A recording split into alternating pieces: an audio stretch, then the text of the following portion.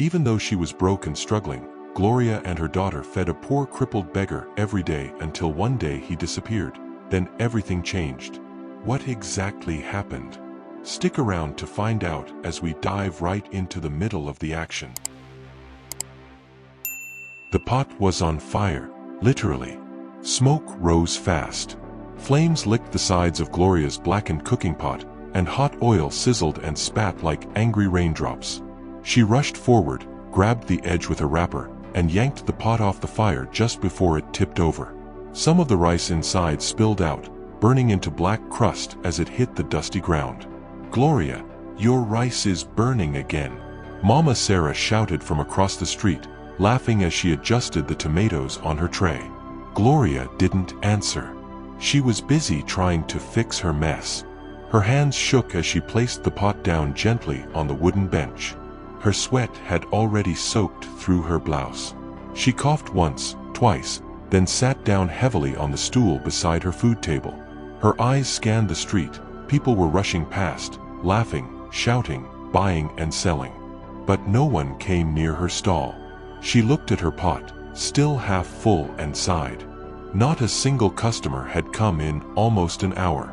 Gloria wasn't always a food seller. 10 years ago, she was happily married.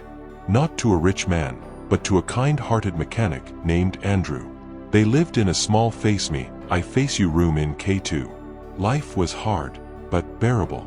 Andrew made enough from fixing bikes and tricycles to put food on the table. Every Sunday, they shared cold zobo and egg rolls. When Joy was born, Gloria thought things would get better. But just before Joy turned 2, Andrew died in a road accident while rushing to deliver a fixed bike to a customer. The news came with no warning. No goodbye. Just a neighbor shouting, "Come quick! Your husband is dead." Gloria collapsed that day. After the burial, reality hit harder than grief. Andrew's family took everything, the TV, his tools, even their mattress, claiming it was family property. Left with only a baby on her back, Gloria became a cleaner at a school during the day and washed clothes for neighbors at night. But when the school let go of casual staff due to budget cuts, she turned to what she knew best, cooking. She borrowed 15,000 naira from her church women's group and started selling rice and beans from a borrowed stove on the roadside. She promised herself, "So long as I'm alive, Joy will not starve." Now 8 years old, little Joy sat on the ground beside her, pressing her broken pencil to a stained exercise book. Her stomach growled, but she kept her head down, focused. She didn't complain.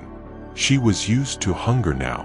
Gloria wiped her forehead with the edge of her wrapper and whispered, "God, please, I can't pay this month's rent if things continue like this.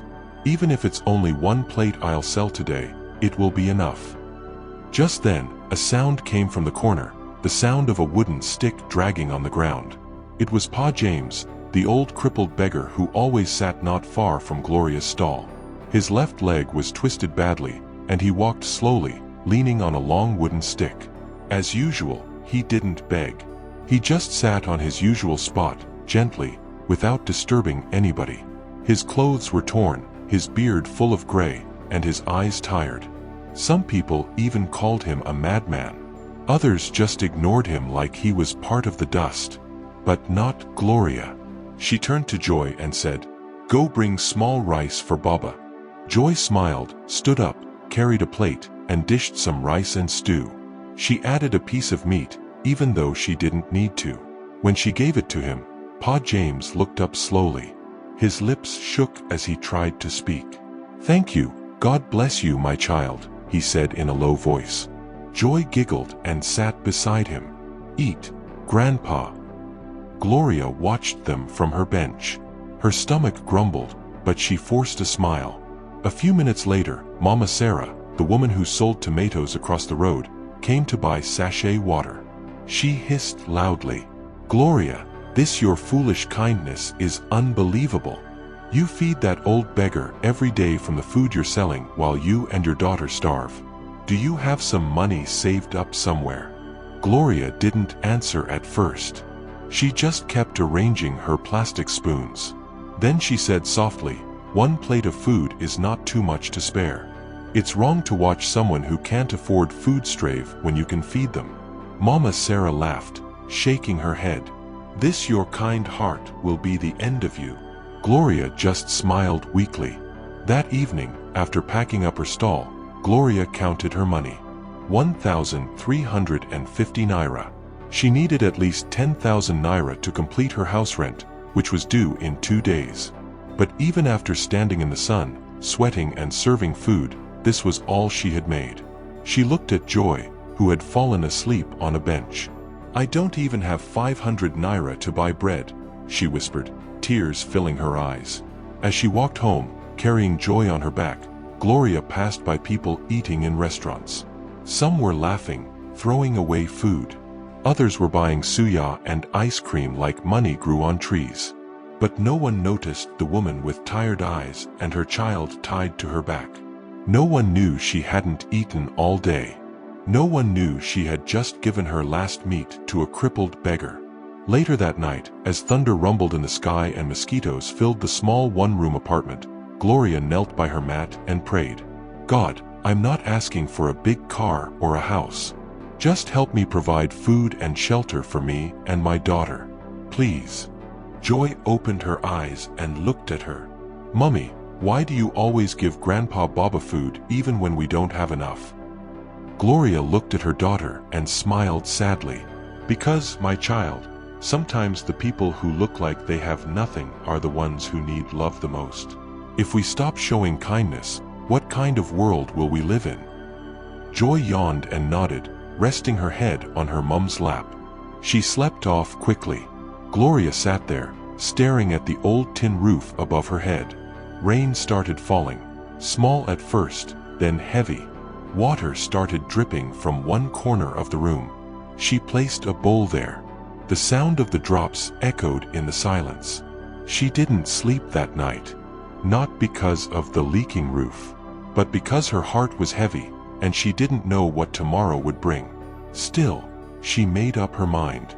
No matter how hard life got, she would keep feeding that beggar. Even if she had nothing else to give the world, she would give her kindness. The next morning, Gloria opened her food stall earlier than usual.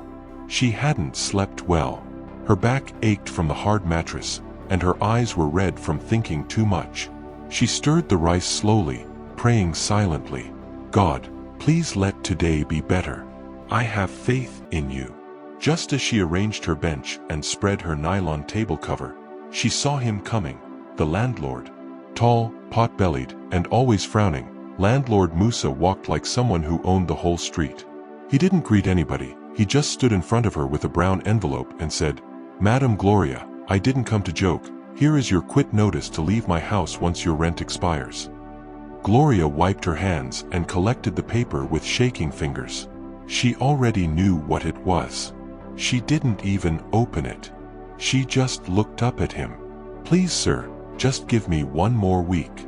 I'm trying to gather the money, she begged, her voice low and tired. But Landlord Musa shook his head. You've been begging for this 1 week since last month. If I don't get your payment in 3 days, pack your stuff and get out of my house. No sentiment.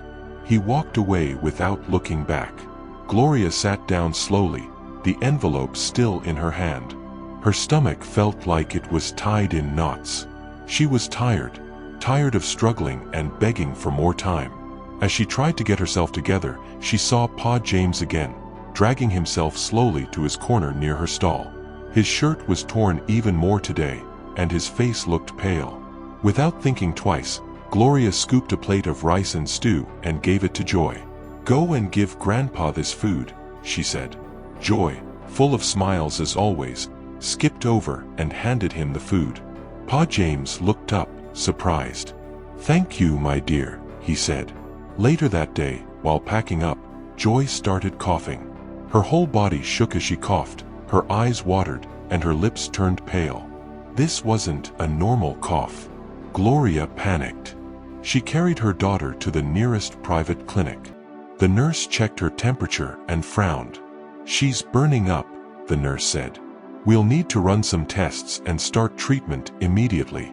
But you'll have to pay a deposit of 15,000 naira first. Gloria's mouth hung open. 15,000 naira? I don't have that much now. Please, help me. I'll pay little by little. The nurse shook her head. We don't treat on credit here, madam. Gloria looked at Joy, who was now sleeping on the bench, her breathing slow and shaky. Without thinking, Gloria ran outside and did the unthinkable. She sold her only phone, a small button Nokia. Then she rushed home and emptied the small container under her bed. That was all her life savings, a total of 4,500 naira. It still wasn't enough. But she returned to the clinic, knelt down, and begged. The nurse finally agreed to collect it as a deposit. But bring the rest tomorrow, she warned. That night, Joy was admitted. Gloria slept on a plastic chair beside her daughter, holding her tiny hand and singing softly. The next morning, after barely sleeping, Gloria rushed back to her stall. Her heart was weak, her eyes heavy. Still, she cooked, she arranged her plates, and attended to her few customers. At noon, she heard the sound of wood dragging against concrete. Pa James had returned. She forced a smile. Her body was tired, her spirit broken, but her heart was still soft. She scooped some rice into a plate. No meat this time, she couldn't afford any. She gave it to him, as usual. But this time, Pa James didn't eat immediately. He just stared at the plate, then looked at Gloria. He spoke gently. Why do you always feed me, even when you're suffering? Gloria looked at him. Her eyes were red, but she wasn't crying. She gave a small smile, one that looked like it was hiding pain. Then she said slowly, "You're a human being. That's enough." Pa James froze. His lips parted, but he couldn't find any words to say. He stared at her, as if trying to understand something deeper. Gloria didn't explain further. She just smiled and went back to her firewood pot, her mind still at the hospital with Joy. Later that afternoon, it rained heavily. A lot of her customers didn't come. She didn't make enough money. But Pa James ate. At the end of the day, Gloria sat in her stall alone. Her wrapper was soaked. Her body was cold. She had no money to pay the hospital balance. No money to buy drugs. No money to pay her rent. But she still smiled when Pa James thanked her. She still gave, even when life gave her nothing. Because to Gloria, kindness was not a luxury. It was a choice. And it was all she had left to give. But then, something strange happened. For 3 long days, nobody saw Pa James. It was as if he had completely fallen off the face of the earth. Gloria looked at the empty corner beside her stall over and over again.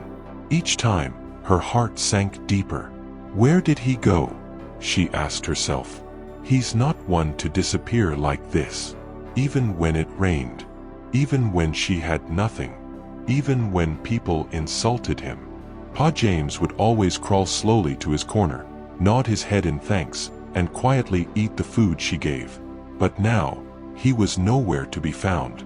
She asked around, "Madam, have you seen Pa James recently?" Some shrugged. Others hissed. One woman even said, "Maybe he has finally died. It's normal for beggars to disappear like that." That night, Gloria couldn't sleep. She sat beside her daughter, who was now recovering slowly from her sickness.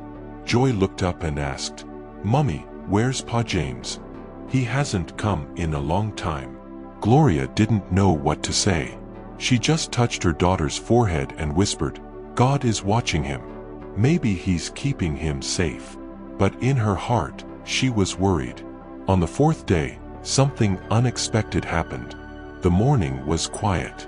Gloria had just set up her pot of jollof rice when a big, black SUV drove slowly down the street. It had tinted windows, silver rims, and dark license plates. It stopped right in front of her stall. Gloria blinked. She wasn't sure what she was seeing. Then the back door opened, and 2 tall men in black suits stepped out. They looked like people from one Nollywood film with their clean shoes, dark glasses, and serious faces. They walked straight to her. She stood up slowly, her hands trembling. One of the men looked at her and said in a calm, deep voice, "Are you Madam Gloria?" She swallowed hard. "Yes, I'm Gloria. How can I help you?" The man nodded. "Chief Coker wants to see you. Please come with us." Gloria's eyes widened. "What? Who is Chief Coker? I don't know anybody by that name. Maybe you've got the wrong Gloria." The second man checked a note in his hand. "You sell food on this street every day, correct?" "Yes." "You have a daughter named Joy?" Gloria's heart started beating fast. "Yes. But wait, what's the matter? Did I offend someone?" The men shook their heads. "No, madam. We just need you to come with us. Chief Coker sent us personally." Gloria looked around. People were now watching. Mama Sarah crossed the road with her mouth wide open. "Ah, Gloria, what have you done? Have they come to arrest you?" Gloria was shaking. "I didn't do anything to offend anybody. I don't even know this chief." But something inside her said, "Go."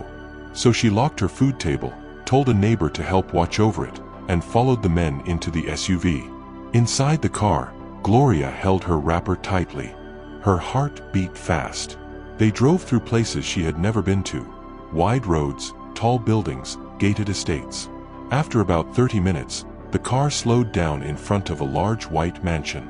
The compound was massive. A gold fountain stood in the middle. The gate had the letters CO written in fine gold paint. Gloria's mouth opened. Her feet suddenly felt small. The driver opened the door for her. "Please, this way," the man in suit said. They led her into the house. It was cold, neat, rich. A woman offered her juice, but she shook her head and rejected it. Then the men opened a door and said, "Chief Coker is waiting for you inside." Gloria stepped in slowly, and there he was, Pa James, but not the dirty beggar. He was sitting on a golden wheelchair, wearing a spotless white kaftan. His beard was neatly trimmed. His skin looked fresh. His walking stick was gone. Gloria froze. Her legs couldn't move. Her mouth opened, but no words came out. He rolled his electric wheelchair slowly toward her. "Good afternoon, Gloria," he said softly. She took a step back, still confused. "Wait, Baba, is this a dream?" He smiled. "My real name is Chief Tunde Coker. I'm not a beggar. Not anymore. But I needed to find someone." She still didn't understand. "Find who?" He rolled even closer. "Someone who could see human beings beyond money, beyond appearance. Someone with a pure heart." Gloria blinked. He continued, "I used to be able to walk properly, but I lost partial mobility after a stroke. 4 years, I couldn't move, and the people I helped abandoned me. Nobody truly cared. Until I met you." He paused. "You fed me with your last food. Even when your child was sick. Even when you had nothing. You were kind to me." Tears were now falling from Gloria's eyes. She dropped to her knees. "Sir, I didn't know. I swear. I didn't do it because I want anything." He gently pulled her up and said, "And that's why you're the one I've been searching for." Gloria stood there, her legs still shaking, as Chief Coker, once the crippled beggar she had fed daily, held her hands gently. She looked around the shining marble floor, the golden furniture, the huge chandelier hanging like something from a palace. It all felt like a movie. She whispered, "I still can't believe this is real. Pa James, you own all this." He smiled. "Yes, Gloria. I own even more than what you see." Gloria blinked. She wanted to say something, but her throat felt heavy. He helped her sit down on one of the soft couches, then he rolled his wheelchair directly across from her. "I know this is plenty to take in," he said quietly. "But let me explain." Chief Coker looked toward the window for a moment, as if gathering his thoughts. "A few years ago, he began. I was comfortable with my life as one of the richest men in this country. I owned estates, oil shares, and even had international business partners. Gloria's eyes widened. But after my wife died, he continued, I had a stroke. I couldn't walk or talk properly. I was in a wheelchair. That was when I realized that money doesn't buy true love. He sighed deeply. My brothers tried to sell my shares. My cousins tried to empty my accounts. My business partners cut me off. My own house help plotted to end my life. Gloria gasped. What? Your own house help? He nodded slowly. Yes. People I trusted treated me like trash. I ended up paranoid and determined to find people I could trust again. Gloria put her hand on her chest. I begged on the streets, Gloria. Not because I had to, but because I had no trust in the people around me. She looked down. Her eyes were wet. But God, he said, pointing up, God always has a plan. He leaned forward. One day, I got treated in a small local hospital. After months of therapy, I began walking partially again. Slowly, quietly. He paused and looked into Gloria's eyes. But I didn't want to return to riches immediately. I wanted to test humanity, to see if there were still good people in this world. Gloria wiped her face with the edge of her wrapper. So I chose a small street and started sitting there, watching and waiting. His voice softened. I saw many people. Some looked away. Some spat on me. Some laughed at me. But then I met you. He smiled. You, Gloria, you gave me food every single day. Even when you didn't eat. Even when rain fell. Even when your daughter was sick. Gloria shook her head. But I didn't do it to get anything in return. I just do what I can to help others. He nodded. And that's exactly why you deserve everything. Gloria looked around again, still in disbelief. But Chief, what will happen now? Chief Coker smiled like someone who had already planned everything. First, I've cleared your daughter's hospital bill. Gloria covered her mouth. Second, I've paid your landlord for the next 5 years, in advance. Jesus! Third, he added, I've bought you a new apartment in a better area. Fully furnished. Gloria burst into tears. Real tears. She held her chest and cried like a baby. All the years of pain, hunger, humiliation, it all came out at once. He gave her a tissue. But that wasn't the end. He stood up, walked slowly to a side table, and brought out a brown envelope. He handed it to her. She opened it. It was a business document. What is this? She asked, wiping her face. Gloria's delicacies, he replied proudly. You now own your own restaurant. We're opening it next week. Gloria's jaw dropped. You mean me? He nodded. You'll be the madam, with a full staff and at a big location. And I'll be your silent partner. She didn't know whether to laugh, cry, or fall on the floor. But I'm not educated. How will I run a big restaurant? Chief Coker smiled kindly. Kindness runs better than education. And don't worry, I've hired a manager to guide you. You'll learn everything step by step. Just then, a small voice echoed from behind the door. Mummy. It was Joy. Gloria turned and saw her daughter walking into the room, clean, dressed in new clothes and smiling wide. Joy, how did you get here? She's been here since morning, Chief Coker chuckled. I brought her while you were preparing your food. She's been with my personal nurse. Gloria rushed and hugged her tightly, crying again. Mummy, Grandpa James is a king. Joy whispered in her ear. Gloria laughed through her tears. No, baby, he's more than that. He's an angel in disguise. Chief Coker looked at them both, then said softly, You see, Gloria, sometimes God hides blessings in broken things. And sometimes, the person you help today may be the one to lift you tomorrow. Gloria held Joy close. For the first time in years, she felt safe. 1 week later, a new signboard was mounted on a fresh building along one of the busiest streets in town. It read in bold red letters, "Gloria's Delicacies. Taste love in every bite." The grand opening was like a festival.